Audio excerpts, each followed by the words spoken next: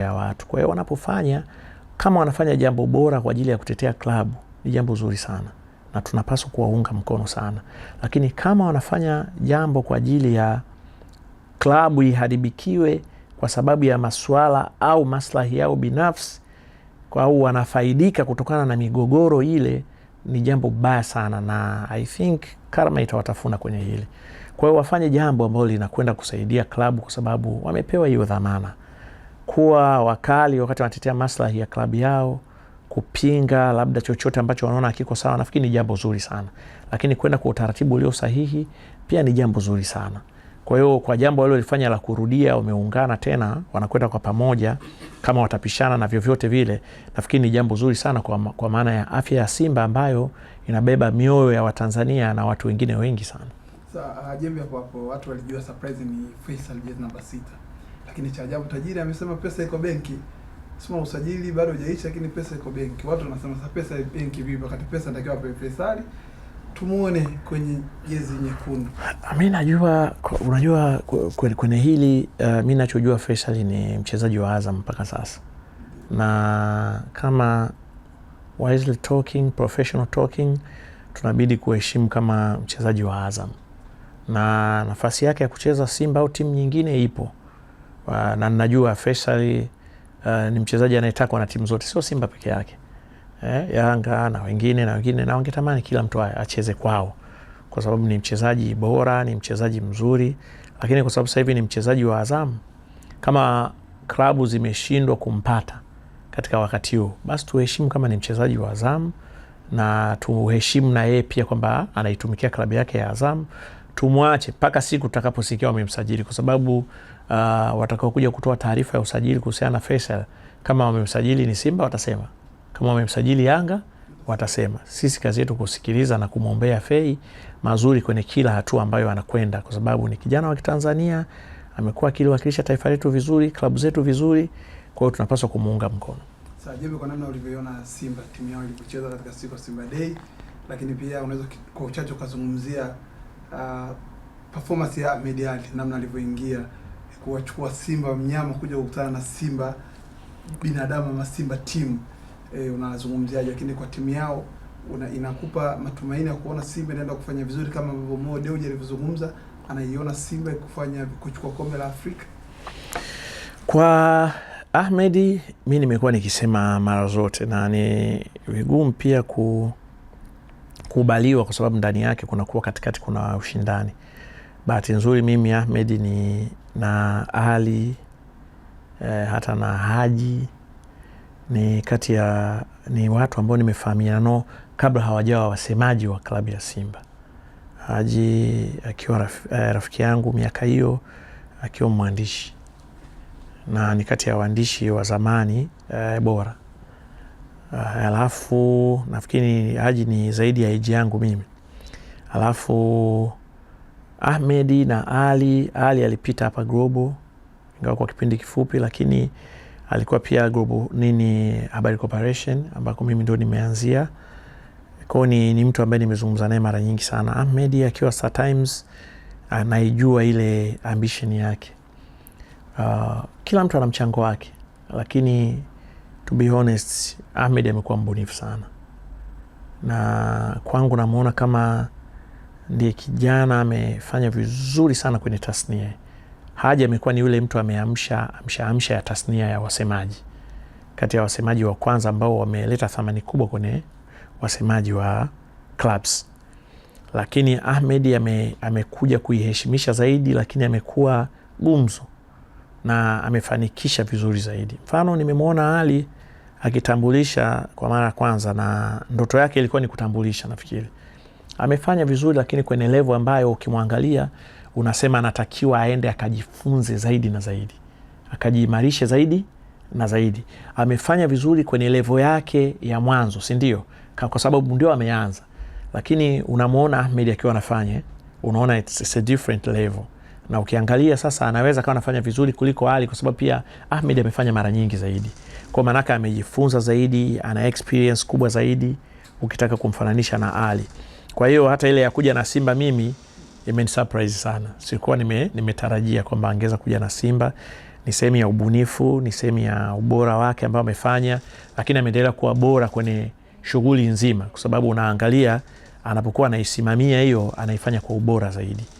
Kwa hiyo nafikiri hakuna ambacho tunaweza tukasema Ahmed tena kwamba hajawahi kufanya kwa maana ya ubora, lakini watu wote kwenda kujiona atafanya nini kwa maana ya mwendelezo wake. Ameweza kufanikiwa kwenye huo mwendelezo, and I hope atakuwa na mwendelezo mzuri zaidi, lakini ni one of the talented guys kutoka upande wa media ambao wanaendelea kuifanya tasnia ya wasemaji wa clubs kuwa bora zaidi.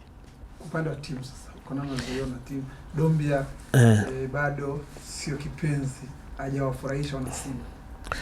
Unajua mimi natamani kumuona Doumbia tena. Unajua katika kitu, unajua baada ya Simba kufungwa ile mechi ilikuwa ni vigumu sana kuwaelezea watu wa mpira wakakuelewa, lakini baada ya Yanga kufungwa nafikiri leo tunaweza tukazungumza kwa kuelewana sana, na mazungumzo yetu yanaweza pia kawa ni mepesi sana kueleweka. Kwa nini? Kwa sababu wote wamefungwa. Na unajua kwenye Simba Day au kwenye wiki ya Mwananchi, kukushinda inaweza likawa ni priority ya mashabiki, kwa sababu mashabiki mara zote wao wanataka kushinda. Lakini kwa makocha, benchi la ufundi, inakuwa ni nafasi nzuri sana ya kuziangalia timu zao. Na bahati nzuri sana, mfano Simba, Yanga, nimeona wameleta timu nzuri ambazo zimewa challenge very nice, na ni faida kubwa sana kwa masuala ya kiufundi, lakini inaweza ikawa ni maumivu kwa upande wa mashabiki, kwa sababu mashabiki wangependa wamalize ile pati yao na ushindi. Na kama wanataka hiyo, nafikiri wangekuwa wanaalika timu ndogo ndogo. Mfano Yanga wanaalika Taswa, alafu Yanga wanaalika Veterani, sio wanakwenda wanawafunga 7, basi wanafurahia kama wanataka. Lakini kwa maana ya msaada wa ufundi, naona club zote zimepata faida kubwa sana. Timu kuzisoma na kuzijua kwa ubora wake 100% kwenye mechi kama ile ni vigumu sana. Kwanza kocha anachezesha vikosi viwili. Ndani ya vile vikosi pia bado wanafanya substitutions. Lakini nikiwaangalia Simba, ningependa hii niweke general pamoja na Yanga. Hata nikiwaangalia Yanga, kama wakitoa timu ile first 11 kwenye mechi moja, I hope watakuwa na timu nzuri sana. Kwa sababu kama wameweza kutengeneza vikosi viwili na vikacheza mechi nzuri kwa maana ya dakika 45 hawa ukiwajumlisha kwenye kikosi kimoja unapata timu nzuri sana. My hope kwamba Simba na Yanga wamekuwa na timu nzuri ambazo sasa tunatakiwa kuziona kama zinafanya vizuri kwa maana ya kwamba zicheze, si ndio? Yani hatuwezi kuziona hizi timu nzuri kama zi mfano ukiangalia kuna wingi wa kushoto wa Yanga alicheza nafikiri kipindi cha pili fupi kidogo hivi. Mwijage alinifurahisha sana, na nilimuona kama ni mchezaji ambaye kama atapata namba na kuaminiwa na kocha akacheza, maana yake Mwijage atafanya vizuri sana kwa sababu kwa uwezo wake. Lakini wakati anasajiliwa hakuwa mchezaji mwenye makelele na sio mchezaji ambaye mimi nilimtarajia kumuona. Lakini Simba wana Kareso, nafikiri umeiona shughuli yake. Yani yule kama atapata nafasi ya kucheza, kocha akamwamini na akapata confidence, nafikiri mabeki wanaocheza pembeni wajiandae, kwa sababu ni mtu ambaye sio muoga. Alafu mpira kwake mguuni ni ile level ya mchezaji anakimbia na mpira hauangalii, yeye anaangalia kule anapokwenda. Mguu wake ni mwepesi, lakini ana uwezo wa kupiga miguu yote miwili, kwa maana yake anaweza ka feint na kushoto akapiga na kulia, na nimeona akifanya caves zile, ana uwezo kupiga crosses. Lakini nimemuona hata kwenye kukaba ni mchezaji anayerudi kusaidia kukaba. Kwa hiyo kuna wachezaji ambao hatukuwatarajia kabisa, tumewaona kwamba wanaweza wakafanya vizuri. Lakini nilikuwa naangalia wachezaji Yanga, unajua imesajili kwenye striking force zaidi, lakini katika hata hiyo mechi umeona wamefanikiwa kufunga bao moja tu la penalty. Sasa ile unaweza ukajiuliza kwamba kama Yanga walikuwa wamesajili wachezaji wengi wa kushambulia na kufunga, mbona hawajafunga mabao mengi? Si ndio? Wamefunga bao moja. Sasa kwenye football ndio inakuwa hivyo. Maana yake sasa hivi kocha ataanza kuswitch na kujaribu kuangalia. Kitu ambacho nimekiona kwenye Yanga mimi, inapotokea ile transition ya haraka kutoka upande wao kwenda upande wa pili, nimeona kidogo kama timu ilikuwa inakwenda out of shape. Lakini pia nikaona kitu kingine ambacho nimekitofautisha kwa Yanga na Simba. Simba ukiwaona spidi imekuwepo, Yanga spidi ilikuwa sio kali sana. Mimi kwangu kwa kipimo hicho niliangalia Simba wamepata nafasi at least ya kucheza mechi 3 za kombe la Kagame. Yanga hawakuwa na hizo mechi nzuri za kufanya za kucheza hivi. Kwa hiyo wanapokuwa wanatoka kwenye mazoezi magumu, wanakuwa kidogo wanahitaji kucheza ili kusudi mili iachie. Kwa mimi niliona Yanga kama ilikuwa kama timu kidogo mili yao haijaachia, kwa sababu ukiangalia kwenye pre-season wanatoka kwenye mazoezi mazito na magumu. Kwa hiyo kuna kitu ambacho Yanga wanatakiwa waendelee kukifanya ili kurudi kwenye ile level ya kucheza vizuri zaidi kwa maana ya kasi.